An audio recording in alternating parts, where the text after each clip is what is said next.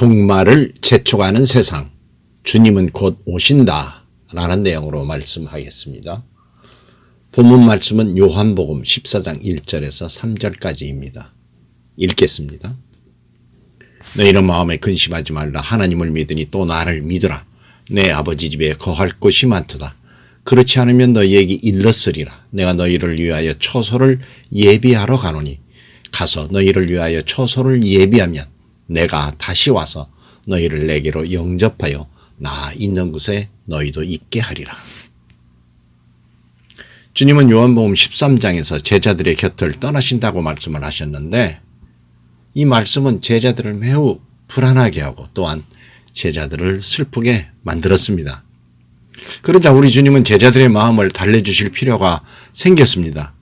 그래서 하신 말씀이 요한복음 14장 1절에서 3절 사이의 내용인데, 잠시 떠나가시는 주님은 주님이 가시는 곳에 베드로 내가 지금은 따라올 수 없으나 후에는 따라오리라 하시며 다시 오실 것을 베드로와 제자들에게 약속하신 것입니다. 요한복음 14장 1절에서 3절 본문의 말씀을 다시 읽어봅니다. 너희는 마음에 근심하지 말라. 하나님을 믿으니 또 나를 믿으라. 내 아버지 집에 거할 것이 많도다. 그렇지 않으면 너희에게 일렀으리라. 내가 너희를 위하여 처소를 예비하러 가노니 가서 너희를 위하여 처소를 예비하면 내가 다시 와서 너희를 내게로 영접하여 나 있는 곳에 너희도 있게 하리라고 하셨는데, 이 말씀을 굳게 믿었던 제자들과 당시 초기 기독교 신자들은 승천하신 우리 주님이 금방 이 땅에 다시 재림하실 줄 철떡같이 믿고, 그래서 다시 오실 주님을 늘 고대하며 살았는데 그 재림은 아직도 이루어지지 않고 있습니다. 그런데 주님이 이 땅에 다시 오시는 재림의 날은 인류 종말의 날이 될 것입니다. 인류 종말은 7년 대환란 기간의 끝을 맺는 것으로 이스라엘의 나사렛으로부터 서남쪽 약 18km 지점에 위치하고 있는 무기또 평원에서 펼쳐질 인류 최후의 전쟁인 아마겟돈 전쟁을 통하여 인류 종말이 오게 될 것입니다. 그러니까 유럽연합을 주축으로 한 세계 정부의 군대인 적그리스도 군대와 중국을 비롯한 그의 추종 세력들로 이루어진 동방의 군대들이 벌이는 패권 전쟁의 막판에 우리 주님이 이끄시는 하늘의 천군 천사의 말발굽으로 짓밟아 버리실 것인데, 아마겟돈의 직결한 수억에 달하는 열국의 군대가 하늘의 군대로부터 멸망을 당하며 죽은 시체들로부터 흘러나온 피가 말 굴레까지 닿으며 1600 스타디온, 그러니까 320km까지 퍼진다고 하셨습니다. 이 말씀은 계시록 14장 20절의 내용입니다. 그런데 무기또 평원에서 펼쳐질 인류 최후의 전쟁인 아마겟돈 전쟁. 아마겟돈은 대량 학살의 산이라는 의미를 가지고 있는데, 아마겟돈 전쟁에 대하여 성경 계시록 16장 14절에서는 하나님 곧 전능하신 이의 큰 날이라고 그 중요성을 부각하고 있습니다. 아마겟돈 전쟁의 마지막 날, 천군 천사와 함께 그리고 7년 공중 혼인 예식을 마친 변화받은 성도들과 함께 지상의 만왕의 왕으로 재림하시는 주님이 세상을 심판하시며 무자비한 진노를 베푸시는 그날은 곧 끝까지 신앙의 절개를 지킨 모든 성도들에게 보상을 하여 주시는 구원의 날이기도 합니다. 그리고 요한계시록 20장 4절에서 6절 사이의 말씀대로 최후의 심판 이전에 사탄이 결박되고 순교한 성도들과 진정한 성도들이 장차 그리스도와 함께 1000년 동안 지상에서 왕노릇하게 될 것입니다. 우리 주님이 지상으로 내려오시는 재림이 있기 전에 공중으로 먼저 강림하신다는 말씀은 데살로니가전서 4장 16절에서 17절 사이에 분명히 기록되어 있습니다. 주께서 호령과 천사장의 소리와 하나님의 나팔 소리로 친히 하늘로부터 강림하시게 되면 그리스도 안에서 죽은 자들이 먼저 일어나고, 그러니까 우리 주님이 부활하신 후에 부활체를 입으셨던 것처럼 죽은 자들이 무덤에서 부활체를 입고 공중으로 올려가게 되고, 그 후에 죽지 않고 우리 살아남은 자들도 그들과 함께 구름 속으로 끌려 올려, 즉 휴거하여 공중에서 주를 영접하게 하시리니 그리하여 우리가 항상 주와 함께 있으리라고 말씀하셨죠. 이렇게 되면 이제 지상에는 신실한 성도는 존재하지 않습니다. 공중에서 주님과 공중 혼인 예식을 벌이고 있기 때문이며 그 사이 지상에서는 대환란이 지속됩니다. 물론 우리가 언제 휴거될지, 대환란 시작의 직전일지, 대환란의 중간일지 그 정확한 시기는 모릅니다. 그런데 마태복음 24장 21절에서 대환란에 대하여 창세로부터 지금까지 이런 환란이 없었고 후에도 없으리라고 하셨는데 7년 동안 지속될 대환란은 언제부터 시작될까요? 적그리스도가 출현하여 한 이래 동안, 그러니까 7년 동안의 언약을 통하여 이스라엘과 평화 조약을 맺는 순간부터 시작이 됩니다. 앞으로 이스라엘은 적그리스도를 메시아로 오인하여 그를 전적으로 의지하게 됩니다. 그러나 마태복음 24장 15절, 다니엘 9장 27절의 기록대로 적그리스도가 하나님을 대신하는 신으로 군림하는 것을 보며 이제껏 그를 섬기던 태도를 버리고 그제야 참 복음을 깨닫고 거짓 메시아 적그리스도를 거부합니다. 그래서 유대인의 3분의 2가 적그리스도의 손에 죽어가게 되는 고난을 당합니다. 예레미야 30장 7절에서 말씀하시는 야곱의 환란 때라 말하는 실로 엄청난 날, 환란의 날입니다. 다니엘 12장 1절에서는 또 환란이 있으리니 이는 개국 이래로 그때까지 없던 환란일 것이라 했습니다. 7년 대환란 기간 중 후 3년 반 동안에 벌어질 이스라엘에 대한 박해 기간 동안 적그리스도를 거부하고 참 복음을 깨달아 예수님을 메시아로 받아들인 유대인들은 옛날 에돔과 모압과 암몬 자손이 살았던 요단들에 있는 해발 950m 산악도시로서 최고 높이 300m의 바위산으로 둘러싸여 있는 페트라성으로 피난처를 삼아 적그리스도를 피해 도망가 구원을 받게 될 것이라고 성경은 말씀합니다.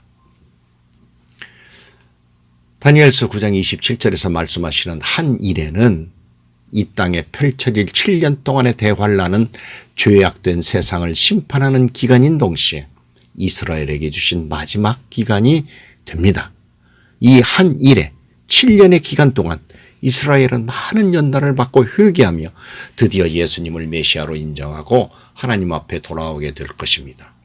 선민 이스라엘을 위한 마지막 추수입니다. 마지막 때에 적그리스도가 출현하게 될 것이라는 것은 우리 주님의 경고이십니다. 마태복음 24장 5절, 마가복음 13장 6절, 누가복음 21장 8절에 기록된 내용이지요. 느부갓네살 왕으로 대변이 되는 적그리스도는 계시록 13장 8절에 기록된 대로 대환란기에 세상의 왕으로 군림하며 계시록 13장 11절에서 15절 사이의 내용대로 우상을 만들고 그 우상에게 경배하도록 강요할 것이며 거부하면 가차없이 죽일 것입니다. 또한 데살로니가 후서 2장 4절의 말씀대로 느부갓네살 왕이 만들었던 금신상은 대환란기에 환란 성전에 세워질 우상의 그림자입니다. 데살로니가전서 4장 16절에서 17절 사이에서 말씀하시는 소위 휴거는 적그리스도가 출현하여 7년 동안 대환란이 시작되기 직전에 일어날 것이라는 주장이 있는 반면 7년 대환란에 전 3년 반이 지난 후에 들림을 받는다는 주장이 있습니다. 그러나 정확한 그날은 그 누구도 모릅니다. 이 상황에서 중요한 것은 적그리스도가 출현할 수밖에 없는 상황이 세계적으로 조성되고 있다는 것입니다. 소위 말세, 그러니까 적그리스도가 출현할 때쯤에는 세상이 어떻게 될 것인가 하는 것은 우리 주님이 친히 마태복음 24장, 마가복음 13장, 누가복음 21장에서 말씀하셨습니다. 또한 사도 바울은 디모데후서 3장 1절에서 5절 사이에서도 말씀하고 있습니다. 이 중 한 가지 마태복음 24장 12절에 불법이 성함으로 사랑이 식어지리라는 말씀이 있는데 말세가 되면 세상에 공의와 정의가 사라지고 불법이 성행한다고 우리 주님은 말씀하셨습니다. 지금의 세상이 바로 불법이 판치는 세상입니다. 우리나라도 그렇지 않습니까? 기독교 신앙으로 건국한 미국조차도 이번 대통령 선거가 온갖 불법으로 점철되어 있지 않습니까? 아직도 대통령이 결정되고 있지 않습니다. 미국 같은 나라에서조차 정의와 공의가 사라져버린 느낌입니다. 우리나라는 말할 것도 없습니다. 그런데 앞으로 지금보다 더 악한 세상이 될 것입니다. 그래야 마치 메시아처럼 적그리스도가 나타나 세상을 평화로 평정할 것 같은 제스처를 취할 수 있으니 말입니다. 우한 코로나19만 해도 그렇습니다. 말세가 되면 곳곳에 큰 지진과 기근과 전염병이 있을 것이라고 누가복음 21장 11절에서 우리 주님은 직접 말씀하셨습니다.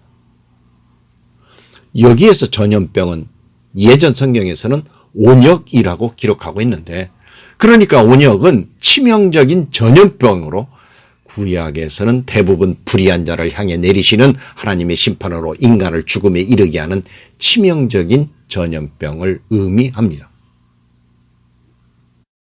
그러한 온역이 말세에 등장한다는 것입니다. 물론 역사상 흑사병이나 홍콩 독감, 메르스, 사스 같은 전염병들이 인간을 괴롭혔지만 오늘날의 코로나19는 변종이 나타나 전 세계적으로 급속도의 전염을 일으킬 태세입니다. 그리고 인류 역사가 끝날 때까지 사라지지 않을 것 같아 너무 두려울 따름입니다. 또한 말세가 되면 곳곳에 큰 지진과 기근이 있을 것이라고 말씀하셨는데, 요즘 지진이 세계 곳곳에서 성행하며 많은 인명피해가 일어나고 있음을 보고 있죠. 그리고 앞으로는 식량이 문제가 될 것입니다. 각종 자연재해와 기후변화로 종전에 곡물을 수출하던 나라들이 수출을 자제하고 자국 보호에 나섰습니다. 계시록 6장 6절에 한 데나리온에 밀 한 되요, 한 데나리온에 불이 석 되로다 라는 말씀이 있죠. 건장한 남자가 하루 벌어 밀 한 되나 보리 석 되밖에 살 수 없는 기근의 시대가 온다는 구체적인 예언의 말씀입니다. 우리나라는 식량 자급률이 2018년 기준으로 대략 23%로 OECD 국가 중 최하위권이라고 합니다. 유사시에 정말 큰일입니다. 석유 한 방울 안 나는 나라가 식량 자급률도 거의 세계 최하위권입니다. 난세에 영웅이 나온다는 말이 있는데, 세상에 불법이 성행하고 더 악해지며 경제적으로 나락에 떨어져야 세상을 구할 영웅, 바로 거짓 메시아, 즉 적그리스도가 나타나게 됩니다. 지금이 바로 그때에 접어들고 있습니다. 마태복음 24장 21절에 그때에 큰 환난이 있겠습니다. 창세로부터 지금까지 이런 환난이 없었고 후에도 없으리라고 경고하셨죠. 우리는 어떻게 하든 이 환난의 날들을 피해가기 위해 주님이 누가복음 21장 36절에서 당부하신 대로 장차 올 이 모든 일을 능히 피하고 인자 앞에 서도록 항상 기도하며 깨어 있어야 하겠습니다. 그리고 마가복음 9장 29절에 기도 외에 다른 곳으로는 이런 종류가 나갈 수 없느리라는 말씀처럼 역시 기도에 전념해야 할 것입니다.